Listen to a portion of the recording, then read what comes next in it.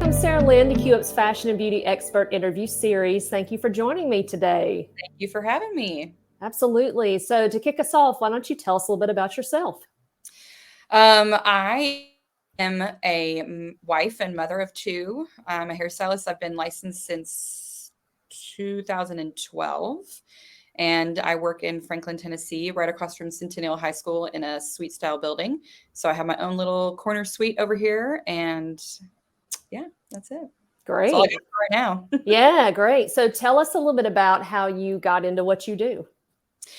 I it's funny because it's a long story that I'll try to shorten up in the sense that I wanted to do hair outside of high school, but my parents preferred that I didn't.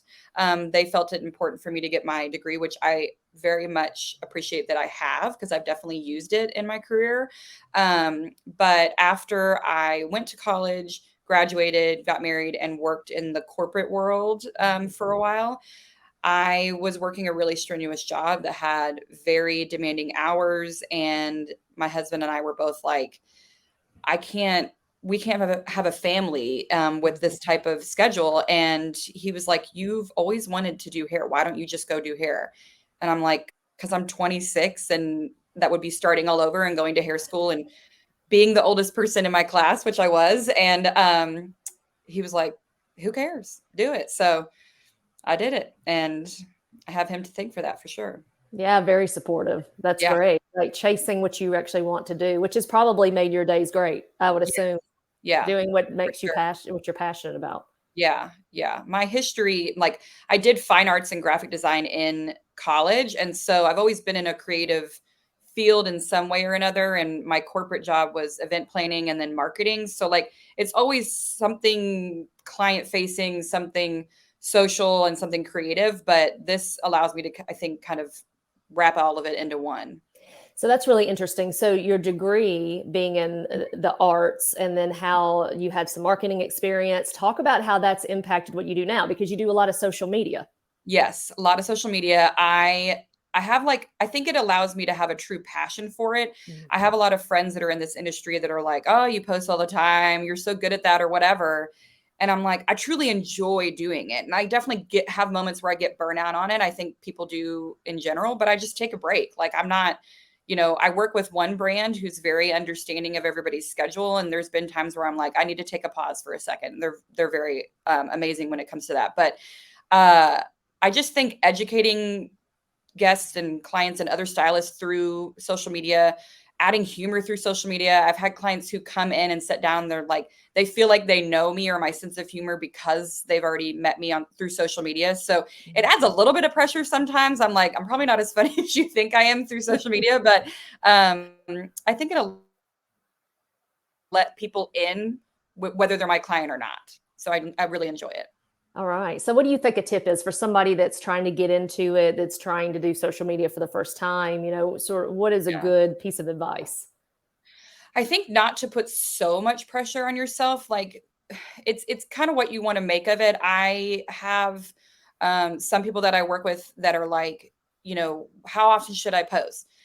I mean, as often as you want to. There's people out there that say, you want to post to Instagram 3 times a day, 5 times a day, and TikTok this much a day.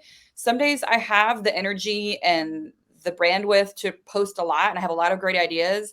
And then there's other days where I don't. And some days, like as hairstylists, we're behind the chair. We don't get the pictures. We don't get what we need for the content. And so those days I might make an educational video. So just having a good balance and not putting too much pressure on yourself at all.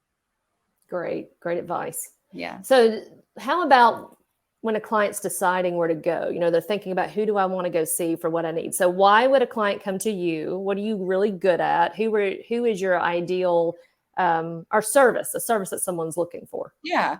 I would say my favorite thing to do, my specialty, I mean, I've done it all. Mhm. My goal when I first came out of hair school, when I worked in commission salons, was to not turn anything away because I wanted to have my hands in everything and experience everything so I could one day say, this is what I specialize in. And so there's definitely things now I'm at a point in my career where I can say, I only do this or I accept this. So my favorite thing to do is definitely what I categorize as lived in color and Mhm. extensions. And for me, what that means is low maintenance color. And low maintenance doesn't necessarily mean less expensive. It just means less frequent, really. So I have clients that will come in every 12 weeks, but we do the whole shebang, and we get their color grows out soft, and it looks like I always say it looks like the color they were meant to have.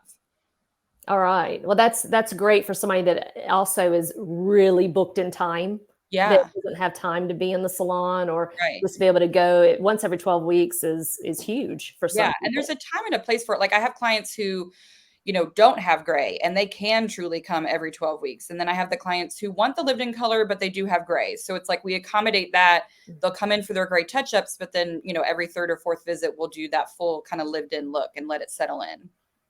So what would you say if you were going to describe the experience, when a client comes into your door, what would it be like to work with you? So that's evolved definitely since we got opened back up from COVID. When I worked in commission-based salons, which I would not trade that time for anything, I think it taught me a lot.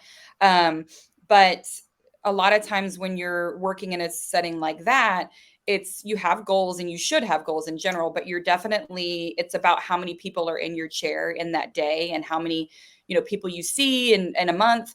And it just feels more about the numbers for me, in my experience, than it does about what you're producing and the client experience. And that definitely is sprinkled in there, but at least my make of it was that was what the focus was. So then when I came over on my own, I still was double booking clients, and I think double booking is great, and it's for some people. But now that I work on my own and I don't work with assistants or associates, I like to just have my one-on-one with my clients. I really do enjoy having 2, maybe 3 clients a day at most, and really making a long, luxurious experience out of it, one-on-one. In my pre-consultation form that people can fill out, I just recently this year added, what's your preference experience? Like, do you want a silent appointment? Because everybody's so overstimulated these days, myself included.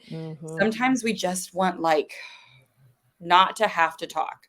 But then you have the people that are really uncomfortable with not talking, so they're like, okay, so I literally have a multiple choice of silent appointment, consult. Obviously we talk about your hair, and then we get into whatever your preference is, a little bit of chit chat. But I have a TV in my salon.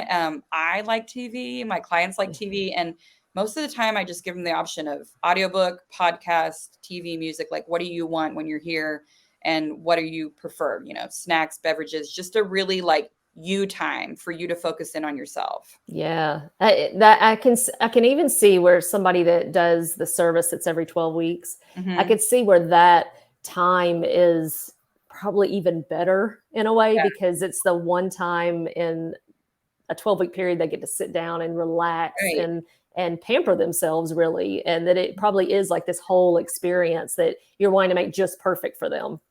Yeah. I have a little lap desk. I have a heated blanket if they need it. So it's just because some people have to work, they can't turn it off, and I get it, but I just want to make sure while they're here, they're feeling accomplished for the day, but they're also feeling relaxed. Yeah. So let's go back to the extensions, because we talked about the other, but talk a little bit about extensions. Do you have a favorite type? Do you sort of depend on what the client's looking for? How do you go about that? Yeah, I only offer one type of extension method, and for the longest time, because healthy hair first and foremost is my most focused specialty, I would say, is I had the stigma that extensions were bad for the longest time. Even as a stylist, I was like, they're damaging. Like, certain clients shouldn't have them. And then I came across a method called the tight line method. I came across it through a girl that I follow out of Utah, and she spoke about it. It's a braided method. So the foundation of the method is a braid, as opposed to like a bead or anything like that. There's no glue. It's just thread and braid. So it can be really chemically friendly for clients, because none of that is going to be, against their head and anything that's irritating. And it's I have found it to be a very user-friendly, foundationally sound method for clients of all hair types. Stylists will know some methods work for coarse curly hair. Some methods cannot be put into fine, thin hair. or you have to be really specific about the placement. With the tight line method, it can be customized to any client hair type. All we ask is that your hair is a little bit longer than 2 inches. I need a little bit longer than that to braid, but the creator of it can do. I've seen her do hair that is like 2 inches long. It's crazy. Wow. But because of that, we have hand tied hair that we're able to custom color the blend. So it's not just like an already colored, just one solid, chunk of hair that's going on. I mean, I did one yesterday on a lady, and I did 10 wefts between her whole head. She had 2 rows. And then there were 4 different colors of blonde that were in there. So it just makes it really customizable, because to me, with extensions, the placement is definitely key in how you style it. But I think the thing that gives it away the most is the color blend. So we don't want anybody knowing there's extensions in there. Right. Yeah. And is there a limit of length depending on your hair? No, there's not. I would sometimes, like, the ladies that, I mean, I'll do it, but the ladies that want like mermaid 24-inch hair, that hair is really hard to sew on. Sometimes it just takes longer because it's really long. You got to like try to work around it. But I would say majority of my guests get 14 to 18-inch hair. But I definitely have the mermaids in there, the ones that want the really long hair. But I would say the longest that the hair can go, I guess, from the brands that I buy from, is 26 inches. But that's long. It goes down basically. Yeah. Yeah, that's really long. I would Yeah. think that would be heavy. It is. It's heavy. I myself have worn extensions, and I don't necessarily need them, but I was growing my hair out, and I wanted to be able to speak to my clients as somebody who's actually worn them as well, not just practice it and certified in it. And I had to have 14 wefts on my head. And in the time when I wore it, I'd never felt like it was heavy ever. So like, that's the plus. I never felt in the moment like it was heavy. But then after I got them taken out, I'm like, man, that was kind of heavy. Yeah. For me, I have really thick hair, and I needed a lot of hair for it to blend properly. So that's not the case for everybody. Yeah. What about taking care of it when you, like, with washing, and how do you take care of it? Yeah, there's a fully extensive, I go through it with my clients. When they come in, they get a full care kit with all the products that they would need. I go through their product line at home, and I eliminate things that they may not need, but then they get a folder with a brochure, with 2 brochures, and those 2 were created by me. And I actually laugh because I have my dad, who's not in here, obviously, I've had him read through them when I first made them. I'm like, does this make sense to you? Because if it makes sense to you, then it can make sense to anybody who's taking care of extensions. Right. And so one of them is basically just all sun care, because there's a lot that goes into like sunscreen, caring for your hair when you're at the beach, at the pool, that kind of stuff. And that's a really big focus for me. And then the rest of it, the other brochure, is all about daily care for your hair, how many times you should brush it, how you should apply products to it, what you should do before and after a shower, and what you should do before and after you blow dry. So we go through that in your appointment, and there's a full on like bullet point. I tell people, I know this seems like a lot of information, but it is truly very important for you to care for your extensions. And when they come in for their consultation and color match, I give them the brochures. And then when they come back in for their install, I give them the brochures again. So I obviously feel like it's really important. It's important. Yeah. Yeah, for sure. All right. Yes. So give us some words of wisdom. That can be something from life. It could be something from what you do for a living. Anything that's just a good tip for somebody.